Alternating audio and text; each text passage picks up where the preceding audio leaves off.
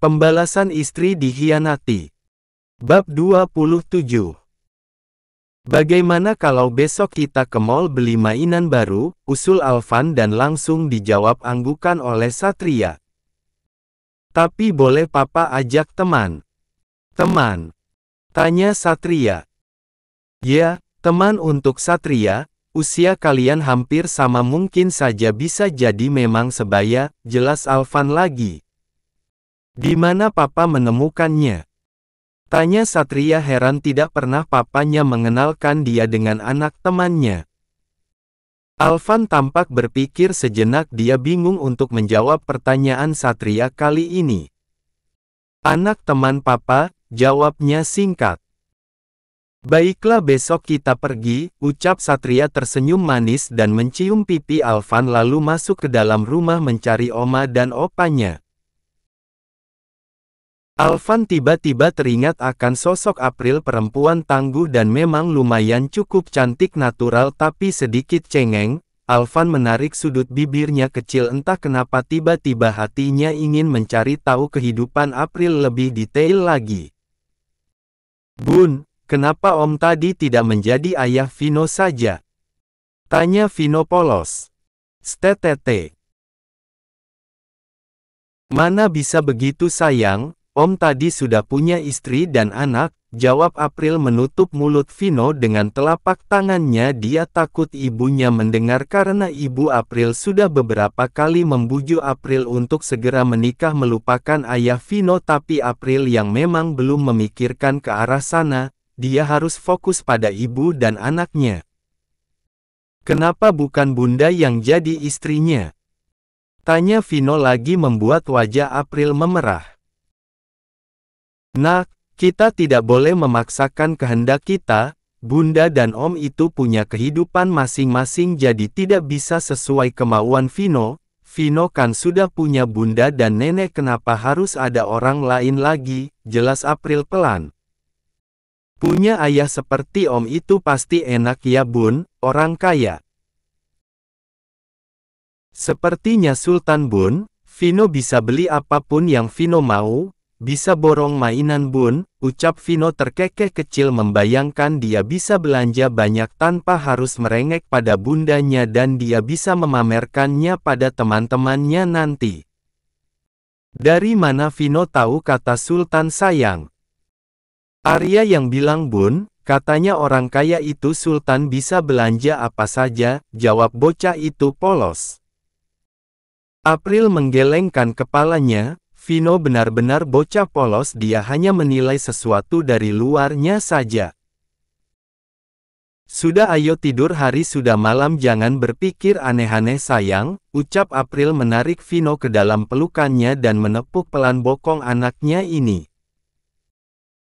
Satria turun melihat rumah kecil di depan matanya mengingatkan dia dengan rumah kontrakan mama dan neneknya dulu, tapi saat ini mama dan neneknya sudah pindah entah kemana. Rumah siapa? Tanya Satria menatap papanya. Vino, jawab Alvan santai dan turun dari mobil. Satria masih kebingungan, siapa Vino? Apa dia anak teman papa yang semalam papa ceritakan? Vino berlari keluar saat melihat suara mesin mobil di depan rumahnya. Pagi, Vino sini. Panggil Alvan. Vino mendekati papa dan anak ini takut-takut meskipun kemarin Alvan ke rumahnya, tapi dia tetap harus waspada pada orang baru karena dia tak mengenali Alvan. Jangan takut. Kenalkan, ini anak om, namanya Satria, kalian bisa jadi sahabat setelah ini, ucap Alvan memperkenalkan Satria. Vino pun menjabat tangan Satria. Alvan melihat kiri kanan, tak terlihat bundanya Vino. Mana bundamu sayang? Tanya Alvan. Ke pasar om, jawab Vino yang mulai mengajak Satria untuk bermain dengannya. Vino mengeluarkan beberapa mainan lusuh, bisa dibilang ini mainan bekas. Alvan menatap bocah itu dengan antusias memperlihatkan mainannya pada Satria, tapi anehnya Satria malah tertarik dengan mainan Vino padahal mainannya jauh lebih bagus dan canggih. Alvan duduk di teras rumah sambil memperhatikan pemandangan di sekitar. Banyak lalu lalang tetangga yang memperhatikan kedatangan Alvan, ada yang julid dan ada juga yang kagum. "Ganteng ya? Saha?" tanya salah seorang ibu-ibu pada tetangganya. "Nggak tahu, saya nggak pernah lihat pacar April," tanya ibu-ibu tersebut pada Alvan. Alvan yang bingung mau menjawab apa, hanya mengangguk saja. Dia tak ingin memperpanjang pertanyaan ibu-ibu tersebut. April yang baru datang melihat ada beberapa ibu-ibu di dekat rumahnya merasa heran. "Kenapa Bu?" tanya April. "Ganteng pisan pacarnya April, boleh dikenalin ke kita?" goda salah satu ibu-ibu tersebut. "Pacar siapa tanya April bingung. April mah suka begitu, kalau nggak mau diakuin pacarnya buat anak ibu aja April, soalnya ganteng susah cari yang begini, ucap ibu-ibu lainnya. April melihat Alvan yang sudah duduk manis di depan rumahnya sambil memainkan ponselnya, sedangkan Vino bermain dengan temannya yang April sendiri tidak mengenalnya. "Vin, mau punya papa baru ya?" goda yang lainnya membuat April semakin malu karena Alvan hanya tersenyum kecil. "Bukan Bu, kalian salah paham," ucap April tidak enak hati pada Alvan. "Siapa namanya April, tinggal di mana?" tanya Cewati, ibu-ibu yang terkenal biang gosip, tapi bagaimanapun juga tetangga April tidak ada yang jahat, hanya saja kepo dengan tetangga lainnya. April sendiri bingung mau menjawab apa karena sampai saat ini mereka belum berkenalan. Alvan yang melihat April kebingungan segera menutup ponselnya dan berdiri. "Perkenalkan, nama saya Alvan, dan itu Satria anak saya yang sedang bermain bersama Vino," ucap Alvan memperjelas statusnya. "Duda juga ya April," celetuk Cewati. "Nggak masalah April asal bukan suami orang. Apalagi dudanya begini, siapa yang nggak mau coba, ganteng." "Ibu bisa saja terima kasih atas pujiannya," ucap Alvan tersenyum ramah. "Sudah ya Bu, kenalannya sudah kan, ayo pulang sudah pada dicariin suami masing-masing," ujar April mendorong pelan satu persatu ibu-ibu tersebut hingga mereka pergi meninggalkan halaman rumah April. "Nemu di mana April ya? Kalau nggak mau buat Tuti anak saya saja." Macam-macam ucapan ibu-ibu tersebut sebelum pergi membuat April menggelengkan kepalanya. "Maaf Tuan, ibu-ibu di sini memang sedikit usil." "Tidak masalah, kamu dari mana?" tanya Alvan. "Pasar, saya harus belanja Tuan untuk makan siang." "Satria, sini nak," panggil Alvan. "Kenalkan, ini bundanya Vino tante." "April," potong April cepat karena dia tahu Alvan tak akan kenal namanya. "Ya Tante April." "Kenapa Tante? Bunda saja Satria sama sepertiku," celetuk Vino membuat wajah April memerah malu dengan tingkah anaknya. "Boleh Tante?" tanya Satria dan diangguki April pelan. "Kalau begitu kamu boleh panggil papaku papa, bukannya tadi kamu bilang tidak punya ayah," ucap Satria tak kalah polosnya membuat April bertambah malu. Anaknya sudah bercerita banyak dengan teman barunya ini. "Kalau begitu kalian terus saja mainnya ya, Bunda mau masak dulu," ucap April yang tak bisa lagi berkata apa-apa. Dia harus segera masuk karena menahan malu. Alvan mengajak dua bocah ini untuk bermain kembali sedangkan April segera masuk. April melirik ke arah jam dinding, sudah pukul 11 siang tapi tak ada tanda-tanda Alvan dan Satria akan pulang, membuat April cemas bagaimana jika Vino malah mengajak mereka makan siang di rumahnya.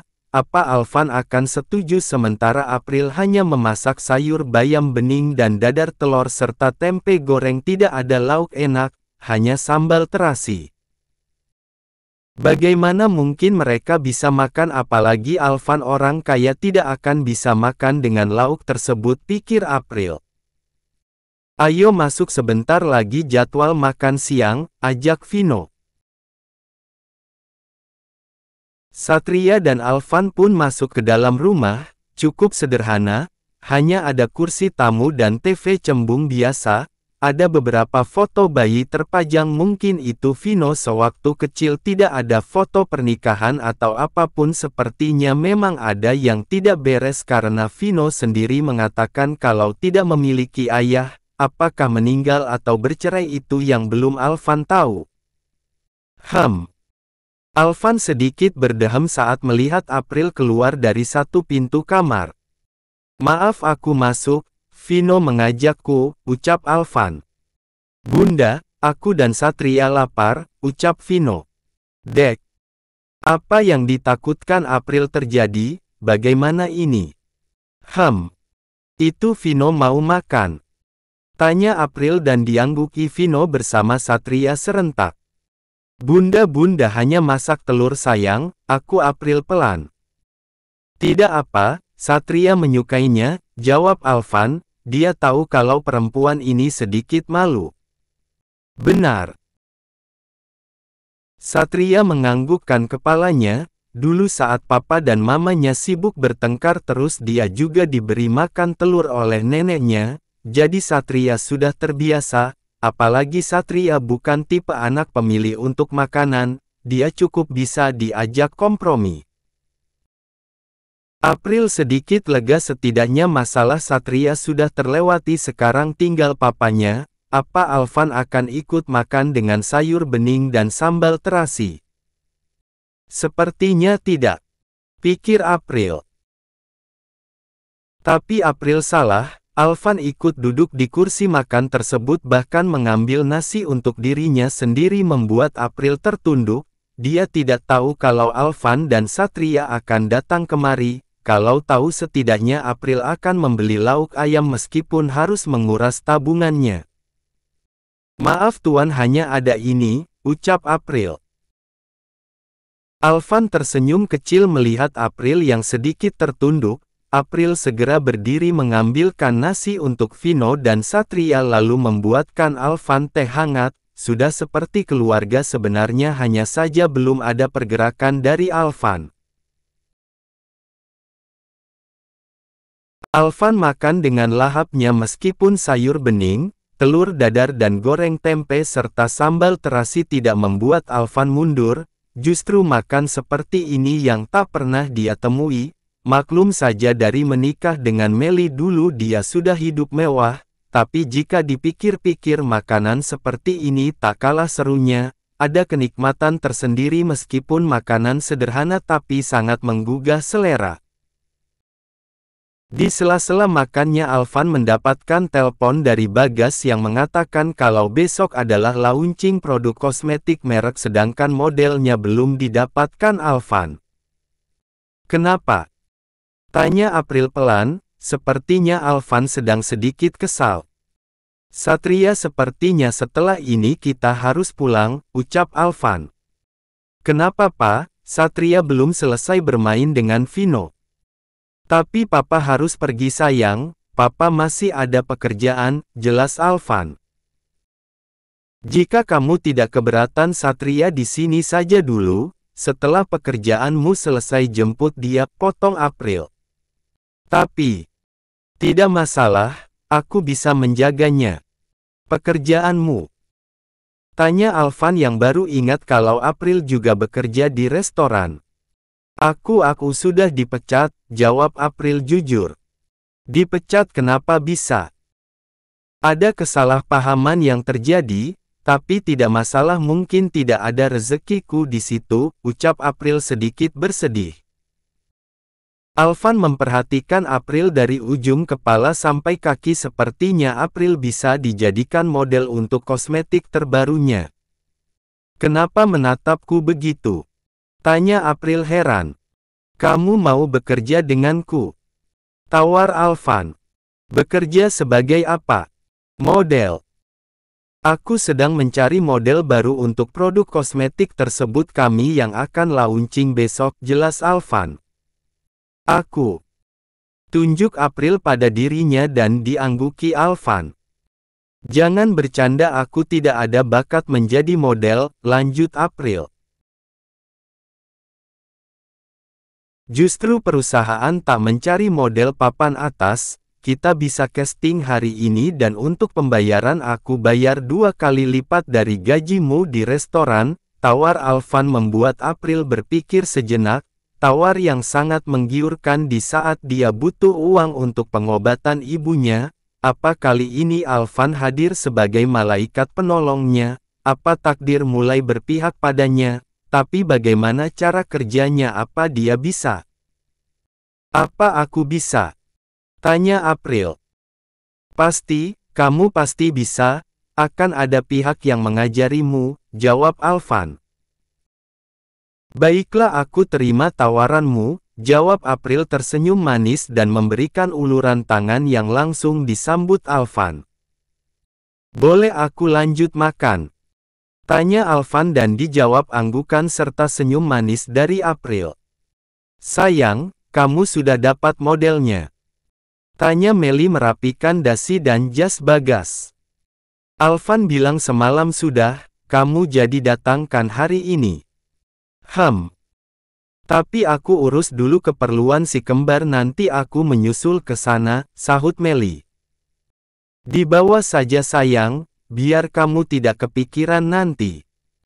Mau aku jemput atau dengan supir? Apa tidak masalah jika dibawa? Tanya balik Melly. Biarkan mereka tahu dengan dunia bisnis, apalagi Rendra, dia harus tahu sejak dini karena semua harta kita akan diurus oleh dia nanti, jawab Bagas mendekat dan mencium kening Melly. Aku berangkat, pamit Bagas. Hati-hati sayang, jangan dijemput aku ke sana dengan supir saja, kamu pasti sangat sibuk. Aku tidak ingin mengganggu kamu, ujar Melly mencium pipi Bagas dan tersenyum kecil.